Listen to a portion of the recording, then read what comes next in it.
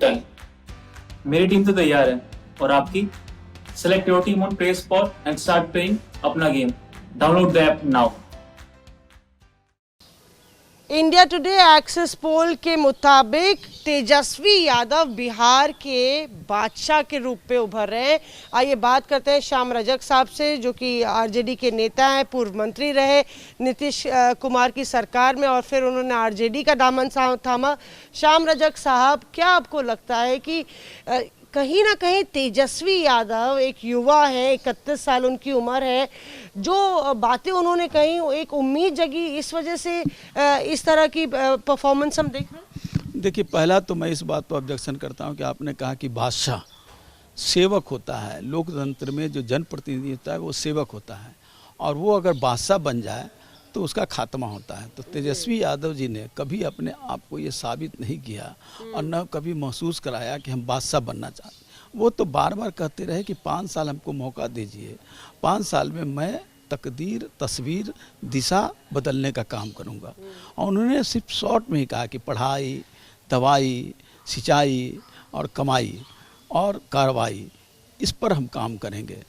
और जो लोग प्रताड़ित थे देश की आज़ादी के बाद से, और फिर ये जो 15 साल लोगों ने नीतीश कुमार को 2005 में मौका दिया था एक उम्मीद के साथ, और उस उम्मीद पर खड़ा नहीं उतरे बल्कि पानी फेरने का काम किया। जब कोरोना काल में जो लोग आए प्रवासी हमारे नौजवान मजदूर, क्योंकि उनके सामने यहाँ पर कोई रोज़गार नहीं है, न एक इंडस्ट्री है, न कोई यहाँ पर व्यापार कर सकते हैं। हमारा जो आर्थिक स्थिति है वो भी कमज़ोर है, हमारा पर कैपिटा इनकम है वो भी कमज़ोर है, हमारा सारा कुछों में हम सबसे पीछे मैदान पर हैं। तो इस कारण जो नौजवान थे उनको लगता था कि हम बाहर जा कर के गाली सुन कर के काम कर रहे हैं, और हमारे माता पिता, हम परिवार से दूरी पर हैं, तो यहाँ रोज़गार मिलना चाहिए। तो तेजस्वी जी ने जब एक बात कही कि हम यहाँ पर 10 लाख लोगों को नौकरी देंगे, रोज़गार की व्यवस्था करेंगे। हमारे यहाँ क्या नहीं है? हमारे यहाँ तो मकई है, हमारे यहाँ धान है, हमारे यहाँ आलू है, हमारे यहाँ जूट है, हमारे यहाँ लीची है, केला है, अनानास है। तो इसके आधारित प्रोसेसिंग हम केयर करके अगर हम इंडस्ट्री बैठाएं तो यहाँ के लोगों को भी रोज़गार मिलेगा और यहाँ का रेवेन्यू भी बढ़ेगा। पर क्या आपको लगता है कहीं ना कहीं जो आप बात कह रहे हैं, क्या ये पूरा जो घमासान है या ये चुनावी लड़ाई है युवा वर्सेस अनुभव की थी, कि भाई नीतीश कुमार के पास अनुभव है और इस तरह के नारे भी दिए गए, तो क्यों करे विचार, ठीक तो है नीतीश कुमार, उस पे आया कि विचार कर लिया है अब की बार तेजस्वी सरकार। कहीं ना कहीं आपको लगता है कि एक युवा चेहरे को चुन के बिहार जो है आगे की दिशा की ओर जाने की कोशिश? देश का इतिहास है कि युवा के प्रति लोगों का एक विश्वास जगता है।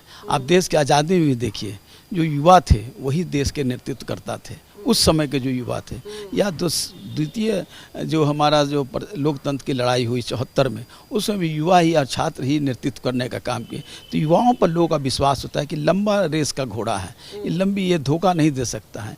लेकिन ये बात भी कही थी। हाँ, और इस कारण लोगों का एक विश्वास हुआ और तेजस्वी जी ने आश्वस्त करने का काम किया और विश्वास को उन्होंने लोगों के दिलों में जुड़ने का काम किया। युवा है पर युवराज नहीं है। युवराज नहीं है ये, क्योंकि प्रधानमंत्री ने भी बोला था कि दोनों युवराज की जोड़ी को उत्तर प्रदेश में हराया और बिहार में भी हराया। प्रधानमंत्री जी तो क्या बोलते हैं क्या नहीं बोलते। मैंने तो यही तो कहा था कि प्रधानमंत्री जी ने कभी नीतीश कुमार जी को कहा था कि डीएनए खराब है, तो क्या अब जो दोनों घूम रहे हैं, तो क्या प्रधानमंत्री जी ने उनके डीएनए का जांच करा करके प्रमाण पत्र दे दिया कि अब डीएनए ठीक हो गया? तो वो कभी कुछ बोलते हैं, कभी कुछ बोलते हैं, कभी धर्म में, कभी जाति में, कभी कहते हैं कि हम तो पिछड़ा जाति के हैं।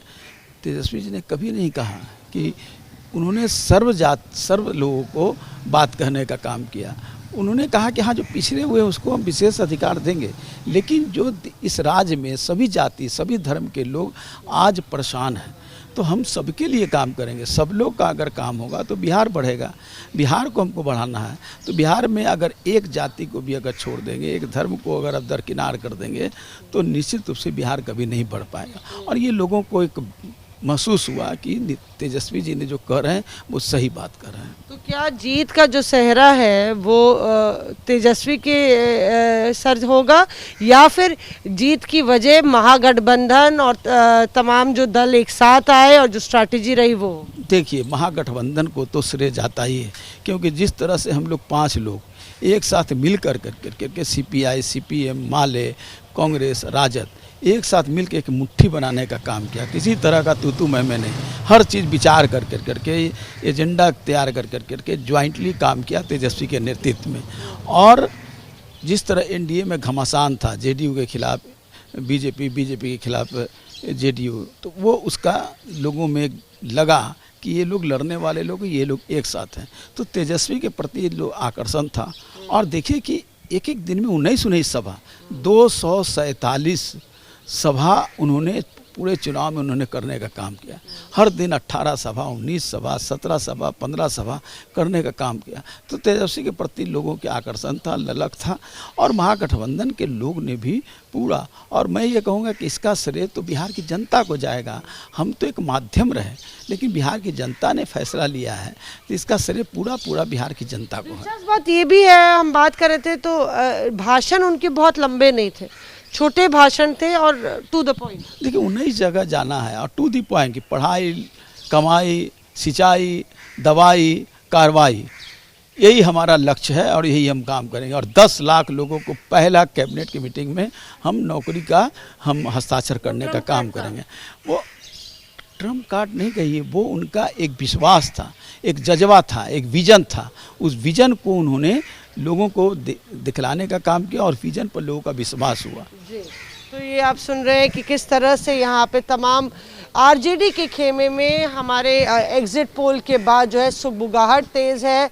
जाहिर तौर पे 10 तारीख जो है फैसले का दिन है। देखना होगा कि बिहार की जनता किसको किंग बनाती है और कौन रहता है किंग मेकर, या उसकी ज़रूरत भी पड़ती है या नहीं। कैमरा पर्सन संजय के साथ मौसमी Singh, Patna.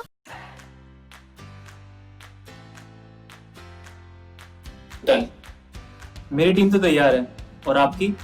Select your team on play spot and start playing अपना game. Download the app now.